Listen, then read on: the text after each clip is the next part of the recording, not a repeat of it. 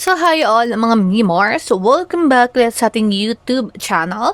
So for today's video and content, ayan, ilang days na lang at hello, Burr months na naman po tayo. And syempre, bago matapos itong Burr months, ayan, sobrang pasensya na kung medyo nagkaroon ulit tayo ng gap within this past few days. Kasi alam niyo na, medyo bumagyo. Nandito kasi kami ngayon sa Zambales and ang problema kasi dito, konting kulog, konting ulan, yan, lalo na ngayon, sunod-sunod kasi at pabugso-bugso yung ulan, kaya nagpapatay sindi din yung electricity namin dito. Sana lahat po tayo ay safe, saan man sulok kayo ng mundo, sa mga nakakapanood dito. I hope na safe tayong lahat, kung pinasok man tayo dyan ng baha, hindi na natin alam kung paano pa ipagtatanggol ang Pilipinas. And I really hope na magkaroon sila ng, alam niyo na, konting stand up naman dyan para naman sa mga kawawa naman kasi talagang mga Pilipino. Talagang kawawa sila at hindi natin, ang hirap mag-pinpoint kung sino dapat ang sisihin kasi ang dami ng mga lumalabas na issue. So, ayoko nang makisali at ang gusto ko lang naman ay mag-full review. So, ayan, mag-full review na naman po tayo ng isang smartphone and this is the Tecnopoba Curve 2. So, sulit ba itong bilhin? Ngayong paparating na Burr months na naman, mga Mariko. Ano ba ang specification nito? Ano ba specification na meron nito? Feature, setting, camera, and check natin yung kanyang gaming kung okay din ba. So, mga Mariko, konting patalastas muna pala tayo or konting commercial break before dun sa nakaugulian natin checking the specification of the smartphone. So, meron lang akong gustong i-share sa inyo, mga Mariko, kasi meron po akong mini giveaway sa mga tao dyan na mahilig sa beauty products and also skincare. Ayan, meron po akong giveaway na ongoing right now. Actually, na-post ko na to sa ating TikTok, na-post ko na to sa IG. Sobrang simple lang mechanics dito, mga Mariko. Magsusubscribe ka lang, mag-follow ka lang sa mga social media platform natin, and then magko-comment ka lang na done, and then i-comment mo lang doon yung username mo na ginamit mo to follow or to subscribe do sa social media platform natin para ma-check natin kung talagang legitimate na naka-follow kayo o naka-subscribe. Yun lang naman ang aking hinihiling, mga Mariko. And disclaimer lang po, itong mga beauty products po na ito and also skincare product na ipamimigay natin, lahat halos ang ilan dito ay sinuwatch ko lang po at once ko lang na nagamit. So, this makeup and skin product that I'll be giving away may have been swatch only and use only. So please keep that on your mind na hindi po to brand new sealed. So mga na-swatch ko lang to. Itong, papakita ko lang ha, itong Glad to Glow natin, tingnan nyo naman, yung isa lang to yung nagamit ko dito, yung isa hindi, parang nakailang try lang ako niyan and hindi talaga siya hiyang sa akin, so hindi ko na siya ginamit. And ito, katulad nitong serum spray natin from Skintific, hindi ko din siya nagamit actually, to be honest. Parang isang spray lang and then yung isang serum spray yung ginamit ko kasi meron talaga, ang ginagamit ko lang talaga is Dalba. And then ito pa, meron tayong Iberbelena na Toast of New York na series nila. So ito kasi sobrang inaatake ko ng allergic rhinitis ko dito kaya hindi ko talaga siya ginagamit. Ito namang atin mochi na parang blush nila, hindi ko din siya madalas ginagamit kasi lately parang mas nahihilig ako sa mga liquid blush kasi mas mabilis sila for me na gamitin or mas convenient silang gamitin for me. And may mga ilang skincare product tayo dito from Dermo Republic. Itong mga to is galing sa isang brand na pinuntahan namin for event. So, ibibigay ko na lang kaysa naman nandito pa kasi hindi ko naman siya ginagamit. Ako kasi yung hindi gumagamit araw-araw na skin product na iba-iba. So, nag-stick lang ako sa isang skin care product para hindi tayo magkaroon ng breakouts or anything. Pero sa inyo, you can try this one if hiyang nyo or hindi. Ito naman is nawawala kasi yung puff, kaya hindi ko na din siya ginagamit. And sinwatch ko lang din yan, mga Mariko. So, okay pa po siya. Meron pa ako ditong mask. So, yun lang. Kesa naman masayang, mga Mariko, pamimigay na lang natin. And mamimili ako ng isang lucky winner lang po dito sa ating prizes na meron tayo right now. Pero again, mga Mariko, gusto ko lang i-clear po na lahat po ito ay hindi ko po talaga abuse na ginamit. Once ko lang nagamit and yung iba dito is na-swatch ko lang talaga. So, yun lang. Meron din libre na sponge siya. Nagbigay na din ako ng sponge. Ayan. So, marami na. May primer na din ito. Actually, parang madami ka na magagawa dito sa makeups na to. So, yun lang naman mga Marico. And additionally, magbibigay din ako ng 5 lucky winner para sa ating Cash G. Okay, right.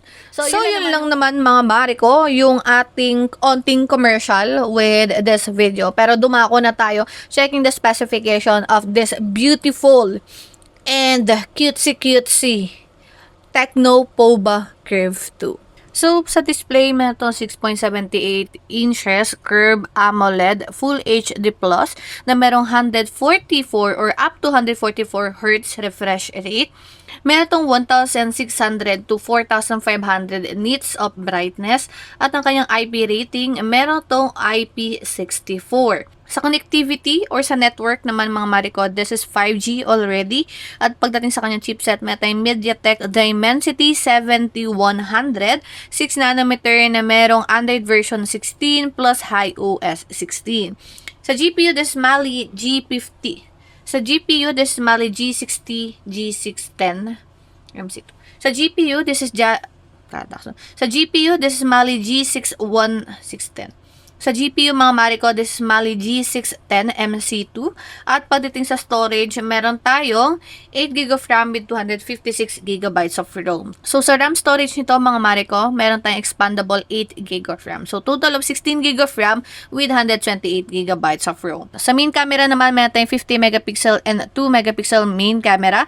Meron tayong front facing na 13MP and video recording maximum resolution is 1440p with 30fps. Battery capacity, this is 8,000 mAh battery capacity na meron 45 ward charging. Meron tayong USB Type-C charging port at meron tayong stereo speaker powered by Dolby Atmos. Sa SIM slot naman mga Marico, meron tayong dual nano SIM slot.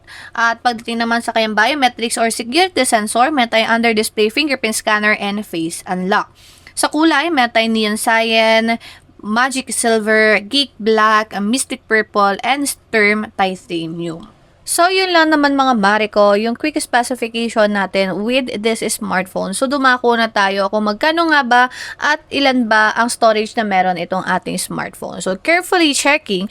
Actually, parang ang tunay na SRP price pala nito mga Marico is nasa 20 plus talaga siya, no? Mahal pala talaga siya, pero ngayon, carefully checking sa ating online platform, mas mura mo na siyang mabibili. Kasi sa online platform natin ay mabibili mo na lang siya ng 15,000 pesos. And if gagamitin mo pa yung voucher na meron tayo dyan sa left bottom part ng video natin, mas mura nyo na pa mabibili itong ating Tecno POBA Curve 2 5G. So again mga Marico, this is a mid-range smartphone and yun yung presyo niya na meron tayo dito sa ating online platform. So, kiklik mo lang yung sa baba natin, may redirect ka na kagad sa Tecno POBA Curve 2 if by any chance you want to purchase this smartphone. Alright? So, ito na yung ating Tecno POBA Curve 2 5G. So, as you can see, tingnan natin yung side-by-side look ng ating smartphone, of course.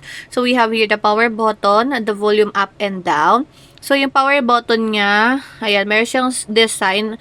I don't know, pero parang itong one touch na button, if I'm not mistaken. And then, curve siya, of course, slim din yung design niya. Sa bottom part, we have the speaker, Type-C charging port, microphone, and SIM slot.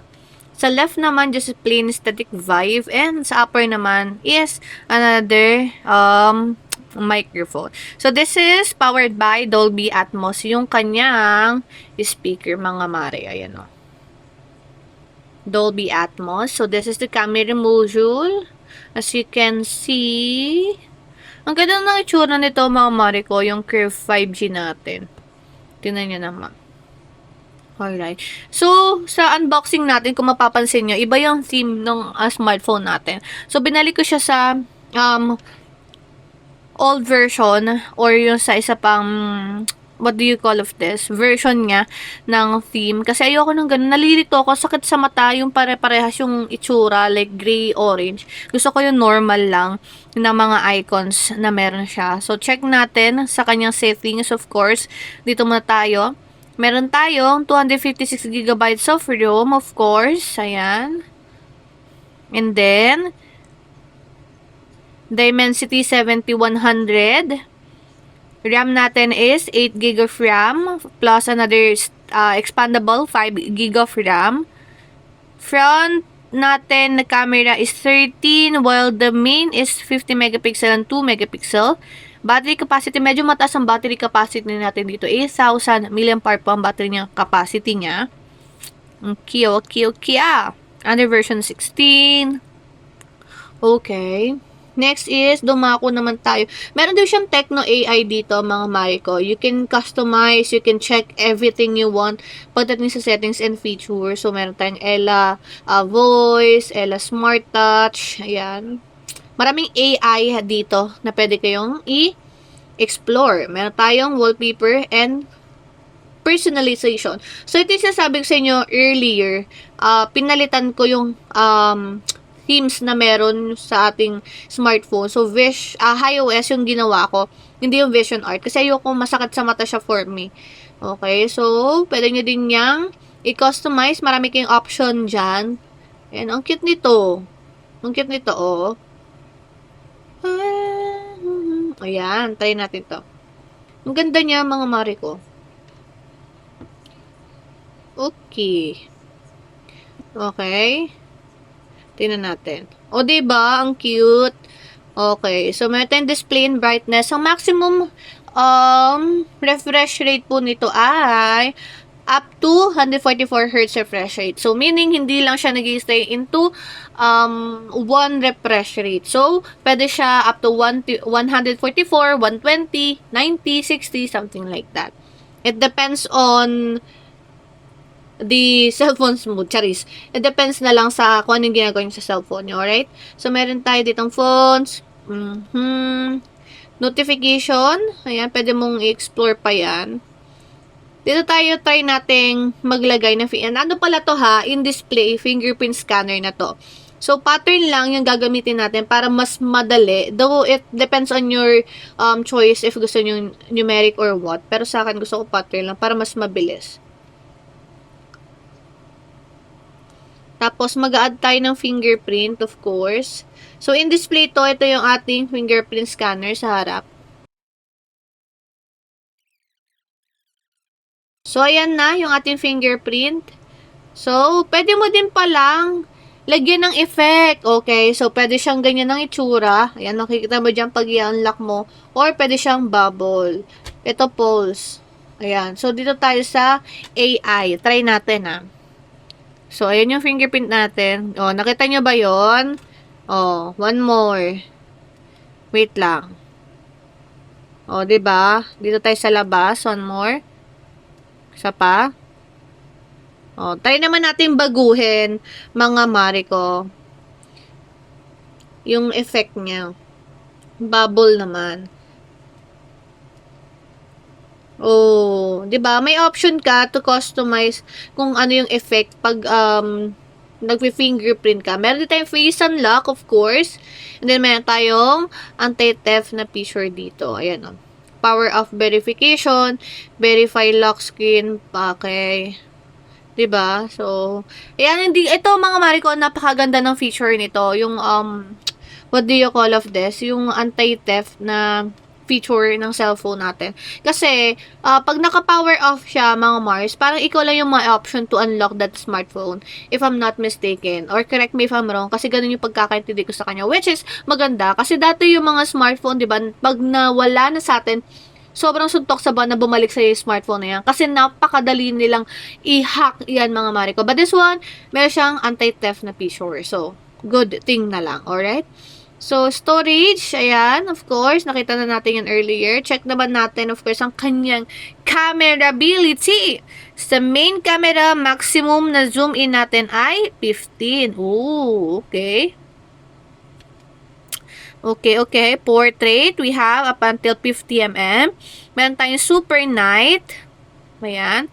Meron tayong more. Sa more, meron tayong sky shop, pro, panorama, documents, time-lapse, dual video vlog, slow motion, super macro, and ultra HD. And of course, we also have video recording. Pinaka-maximum using the main camera nito is, ayan, 1080p with, 2K with 30 FPS. Ooh, okay. Alright. Video recording naman using the main camera, maximum zoom in po natin ay 10. Meron tayong AI GC Portrait. Ayan, alam nyo na to AI GC Portrait, mga Mares. Ito yung, for example, nag-capture ka. For example, nag-capture ka, 'di ba? Wala pala tayong internet. For example, nag-capture ka, may option ka kung gusto mong gawing sarili mo ng doktor, ganun-ganun, kineme-kineme, ayan o. May option ka, clothing, and hairstyle. Ayan, marami kang option. Sa front naman, facing, of course, we also have AIGC portrait, video recording, of course, you can just zoom in the video recording twice lang, or 2 times zoom in lang. We also have AI cam, pwede mo rin siyang ganyan, portrait, and then more, wide selfie, time-lapse, dual video, and vlog. And syempre, hindi mawawala dyan mga Mariko ang settings natin. Sa settings naman natin, yan yung meron tayo. Meron kang clone shutter, location, horizontal level, ayan, shooting methods. Okay, ano pa ba? Ayan, so meron tayong ratio dyan, HDR, color style, live photo, timer, watermark, grid. Ito, alam nyo ba mga Mariko, sobrang malaking tulong sa akin yung grid. Kasi nakikita ko kung nakasentro ba yung camera or not. So, meron din tayong flash. So, naka-on yan. Lahat ng camera ko is naka-on po yung grid. Ulit. So, ayan lang. Pakita natin sa inyo yung ating quality.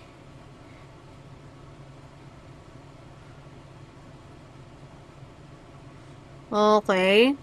Next naman is tignan natin yung TikTok natin dito. Tignan natin kung okay siya sa TikTok.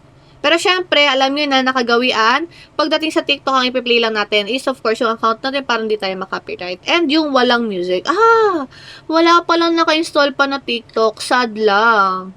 So, try naman natin yung YouTube. Of course, meron to. Ay, na ba yan? YouTube naman tayo. Kasi wala pong TikTok. Pero same lang, sa YouTube naman, ipi-play lang din naman natin yung account natin. So, of course, ang ipi-play natin is yung content natin. And this is set muna natin siya to pinakamataas is 1080p. Okay? So, ito yung volume natin. Nakasagad na yan. Brightness natin, try natin isagad. Pero feel ko din siya makikita, kaya ilo-low na lang natin. So, hi all mga Mars. Welcome back ulit sa ating YouTube channel. So, for today's video and content, samahan nyo na naman ako mag-full review ng isa na naman pong smartphone. So, check natin yung kanyang specification. Yung tayo sa gitna. Phone for sa notification naman, actually, wala namang bago dito sa notification. So, safety tayo. Dito tayo sa ating okay. At napakadali lang naman solusyonan niya. Para sa akin kasi, parang mas nafe-feel kong manood ng full viewing talaga siya. Like, nafe-feel ko din na napaka-lupet or napakagandang maglaro pag ganun talaga yung display niya. So, maybe it's just based on my standard or my own opinion. Pero again, disclaimer, hindi po pro, just sharing my thoughts lang naman. Pero sana talaga, bago mag-end itong 2026, lahat ng entry-level or budget-friendly smartphone natin, kahit na sana gawin na nilang patch all. Kasi yung iba... So, yun lang naman yung ating side-by-side look nitong Tecnopuba Curve 2 5G natin. Na-check na natin yung setting, feature, camera, speaker, screen ng ating smartphone. So, yun lang naman yung quick specification natin, yung side-by-side look ng smartphone natin, yung settings, yung camera, yung speaker, yung screen. So, dumako naman tayo sa mga nagustuhan ko at ayaw ko with this smartphone. First is dito tayo sa kanyang design. So kung titignan nyo mga Mariko, kung gaano kaganda, tanggalin lang natin yung ating clear case para mas ma-appreciate natin yung look nitong ating Tecno Pullback Curve 5G. So tignan nyo naman kung gaano kaganda yung kanyang camera module. At ang ganda din ng kulay niya mga Mariko, ube na ube siya. Actually hindi siya talaga deep purple yung kanyang atake. So parang sobrang cool nung tignan niyang cool yung tone ng purple niya para sa akin. And tignan nyo, parang kakaiba yung kanyang camera module. This is my first time na makakita ng ganitong klaseng camera module, if I'm not mistaken. Alam ko talaga ito lang. I mean, this is my first time na makakita ng ganitong klaseng camera module. Do yung ganyang design is hindi na bago for me kay Poba kasi marami na siyang nilabas na series ng kanya mga smartphone na may ganyang klase ng design, yung mga green line-line na ganyan. Pero yung camera module niya, this is new for me. Ang ganda ng itsura niya, slim siya to be honest, at hindi siya sobrang bigat. So basically, napakadali lang nitong ilagay kung saan-saan mga Mariko, sa pocket mo, sa bag mo, 'di ba? So, tingnan nyo naman. And this is powered by Dolby Atmos, yung kanyang speaker. So, talagang atake ang kanyang speaker. Ano?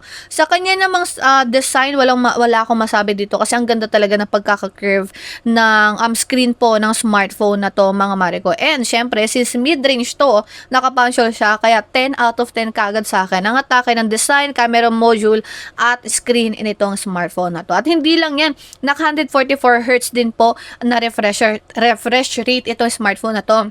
Linawin ko lang po up to 144 Hz refresh rate. So, it depends na lang talaga kung ano yung ginagawa mo. For example, scrolling lang naman sa social media, yan siguro mararamdaman mo dyan yung 144 Hz na refresh rate. Pero yung, again, it really depends on how you will use your smartphone. Kasi ang bilis naman talaga ng ano niya, be. Tingnan mo naman kung gaano kabilis, para ka Spider-Man dyan. Chiching! Mabilis siya to be honest, at wala akong masabi sa kanya, sa kanyang refresh rate. Nagustuhan ko din yung brightness nito, though hindi ako fan ng sobrang taas ng brightness, mga Mariko. Alam nyo yan. Pero pagdating sa brightness nito, wala namang problema. Kasi, syempre, di lang naman magmamatter sa akin yung feature or basically yung parang, paano ko ba i-explain? So, hindi lang naman para sa akin yung sinishare ko para din naman din sa inyo. So, sa mga tao na mahilig manood dyan na naka-full ang kanyang brightness, ang ganda ng screen nito, Mariko, lalo na pag naka-full yung brightness niya. Siguro pag wala akong astigmatism or hindi, wala akong migraine, siguro approve sa akin to. Pero since hindi ako talaga pala mataas na, hindi ako yung tao na mataas lagi mag-set ng brightness, hindi siya para sa akin. Pero walang problema siya, mga Mariko. Walang problema yung brightness niya. Kahit nga ibaba mo, is malinaw pa rin po ang screen niya at maliwanag pa rin siya. So, basically, makikita mo siya kahit madilim at kahit tirik na tirik ang araw, makikita mo pa rin po ang screen mo dyan, mga Mariko. So, yan yung mga nagustuhan ko. And aside from that, nagustuhan ko din dito, mga Mariko, is yung kanyang chipset. This is MediaTek Dimensity 7100 6nm Android version 16 na may HiOS 16. So, nilagay ko kasi dito sa notes ko kung ano yung mga nagustuhan ko para hindi ko kasi siya nalilimutan. Mahirap na hindi nalimutan ko at hindi ko na naman mabanggit Mariko. So, actually, yung kanyang chipset, mga Mariko, ay wala pong problema. Halos lahat ng game, mga Mariko, is playable and excellent ang experience ko. Excellent. Excellent.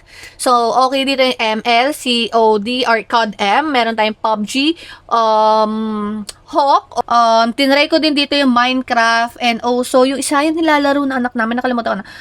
Minecraft and Roblox, okay din dito, mga Mariko. Okay din dito ang iba pang mga basic MOBA games. So, excellent yan kahit itaas mo pa yung kanyang settings, yung kanyang resolution, walang problema at wala akong experience sa anything laggish with this smartphone. Sa buwa, mga Mariko, playable naman siya, okay naman siya.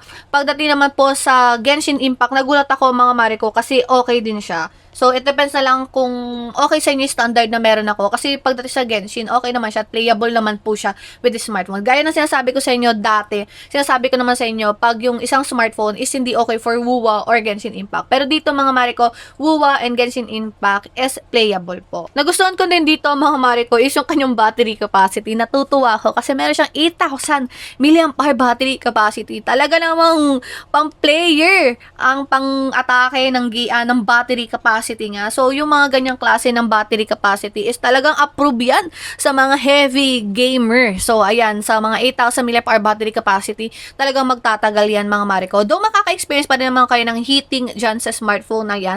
It depends na lang sa surroundings mo, kung saan ka naglalaro, kung mainit ba, tirik ang araw. Pero ngayon, umuulan at tag-ulan, impossible na sobrang mag-iinit yung smartphone na yan. It depends na lang talaga on how you will use your smartphone, okay? And nagustuhan ko din dito yung kanyang 45 watts charging. So, napakabilis pong mag-charge nito. Tinry ko siya actually, super charge siya. Actually, kanina na tinatry ko to, lobat talaga to. Parang ilang minutes lang nag-TikTok lang ako, nag-scroll ako sa TikTok, naggumawa lang ako ng mga ilang transition at mga TikTok na dance trend ngayon. So, pagbalik ko mga Mari, kung may charge na siya, ilang percent ang na-charge natin? Tignan natin. 87. So, ang bilis niyang mag-charge mga Mari ko. So, perfect to sa mga estudyante dyan na or sa mga ibang nagtatrabaho dyan na pagdating sa bahay, na kumakain at nakakatulog na agad ang nakakalimutan nyo na i-charge yung mga smartphone nyo. So, mabilis lang to. Kasi habang naliligo kayo, i-charge nyo pagtapos nyo, may charge na po yung smartphone nyo. At yan ang isa sa nagustuhan ko with this Tecno Pouba Curve 5 2. With this Tecno Pouba Curve 2 5G. And next naman na nagustuhan ko dito mga Mariko is yung kanyang camera. Yung camera niya is okay naman siya mga Mariko. Malinaw naman, indoor and outdoor po na photo samples ko with this smartphone na okay naman siya. Hindi naman siya sobrang wash out at hindi naman siya madilim. Tignan, unlike, siyempre mid-range to, talagang bro, aalma ko if by any chance na ang pangit ng camera niya, Mariko, no? So, pero dito, okay naman and wala namang problema sa kanyang camera. So, basically, pwede mo siyang gamitin for TikTok, for your, for daily vlog, mga ganon. Usa na yun yung i-reels, shorts, ganyan. So, pwede nyo gamitin itong ating Tecno Pouba Curve 5G. So, walang problema sa akin, yung kanyang camera, malinaw naman po. And last, but not the least, is yung kanyang storage. 8GB of RAM with 256GB of RAM. So, 8GB of RAM plus 8GB of external storage. So, huwag nyo napansinin yung another external storage na yan kasi sa ROM lang naman nila kinukuha yan. So, mag-focus tayo sa 8256. 8GB of RAM with 256GB of RAM is perfectly fine para sa akin mga Mariko. Why? Kasi po, yung 256 marami ka na pong mailalagay dyan. Ang gandang, perfect na yan sa mga gamer natin na naglalaro talaga na mabibigat na storage ng mga games natin. And yung 8GB of RAM and 256, parang swak naman sa presyo na meron siya. Siguro kung gaya ng sinabi ko earlier, parang ang original SRP nito is nasa 20,000 plus. So, pag ganun, tas ganito yung storage, medyo masakit siyang pakinggan at mahirap siyang tanggapin. Pero since nasa 15,000 na lang po to at ganito yung storage at specification na meron siya, excelente ang meron ditong ating excelente ang experience ko with this Tecno Pouba Curve 2 5G. Napakahaba naman ang pangalan nere. So, dumako naman tayo sa mga hindi ko nagustuhan with this is a smartphone. Actually, ang hindi ko lang naman nagustuhan dito is oonti lang, to be honest. Which is, wala siyang 3.5mm headphone jack. Wala din siyang na slot para sa expandable slot for micro SD. Tinanggal na din kasi nila yung port for your 3.5mm earphone jack.